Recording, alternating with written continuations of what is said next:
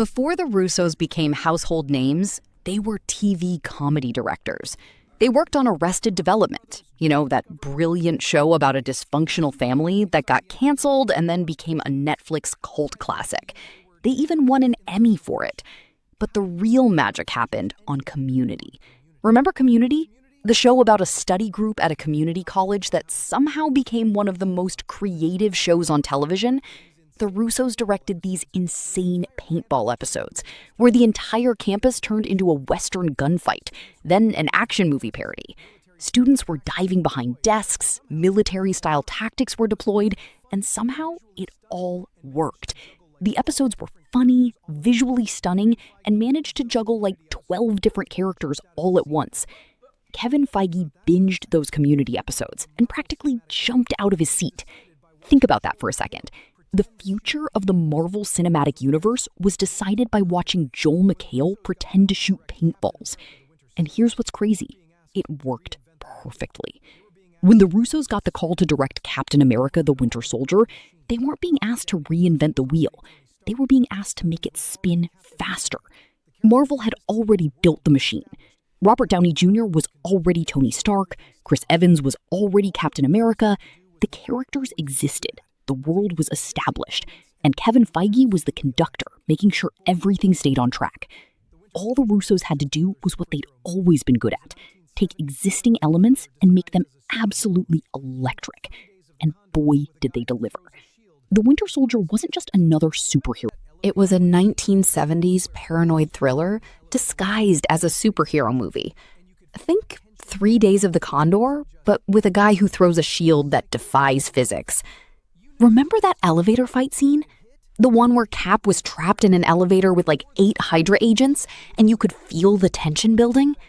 That wasn't just action. That was psychological warfare. You knew something was coming, but when it hit like a freight train. Or the highway chase scene with the Winter Soldier. Practical effects, real stunts, and that moment where you realize Bucky was the assassin? Chef's kiss. The Russos had found their superpower. They were system maximizers. Give them established characters, a clear framework, and unlimited resources, and they could create moments that would live in pop culture forever. Let's break down exactly how good they were at this. Captain America: Civil War wasn't just a superhero movie. That was a divorce drama with superpowers. The Russos took the fundamental question, what happens when friends become enemies over principle, and scaled it to world-ending proportions. The airport battle wasn't just spectacular, it was heartbreaking because you understood everyone's motivations. Team Iron Man versus Team Cap wasn't about good versus evil, it was about two different approaches to responsibility. Avengers: Infinity War did something no blockbuster had ever attempted. It made the villain the protagonist. Thanos got more character development than most heroes in their own movies. The Russos understood that for the stakes to feel real, the threat had to feel personal and ideologically coherent. Thanos wasn't evil for evil's sake. He was genuinely trying to save the universe, just in the most horrific way possible. Avengers: Endgame was the ultimate payoff machine. Every character moment, every emotional beat, every heroic sacrifice was earned through years of storytelling. Let's pause for a second, because I need you to understand the sheer magnitude of what happened next. Avengers: Endgame made over $2.8 billion worldwide. That's not just a number.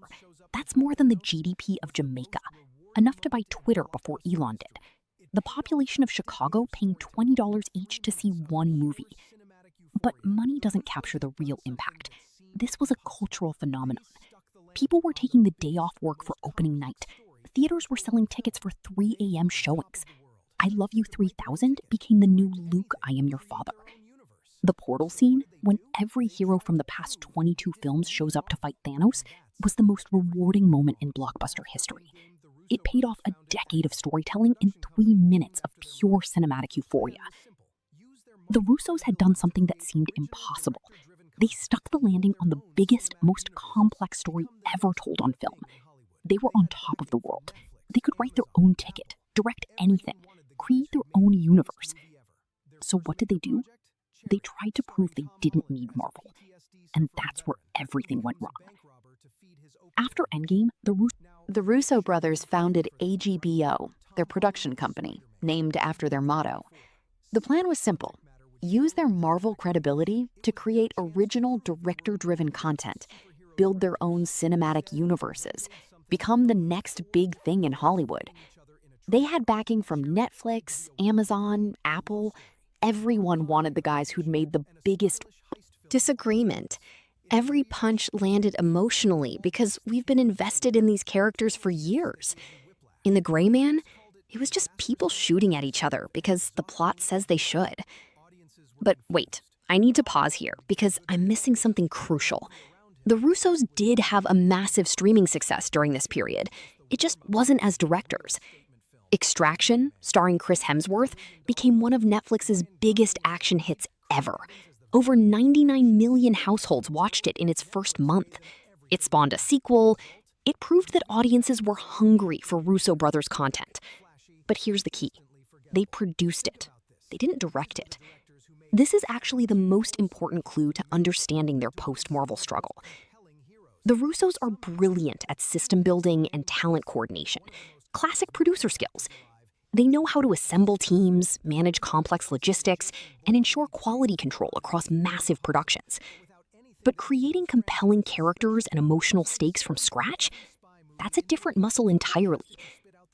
Extraction worked because they let director Sam Hargrave, their longtime stunt coordinator, handle the ground-level storytelling, while they provided the infrastructure and oversight. They were back in their sweet spot, optimizing a system rather than creating one from nothing. It suggests their real superpower isn't Marvel-specific. It's knowing the difference between being the architect and being the builder. Which makes their last project even more baffling. Because if Extraction proved they could succeed by staying in their lane as producers and system builders, their next directorial effort was about to demonstrate what happens when they ignore that lesson. The Electric State wasn't just another mismatched project. It was like watching someone take the wrong lesson from their own success story. This one's particularly tragic because the source material is beautiful.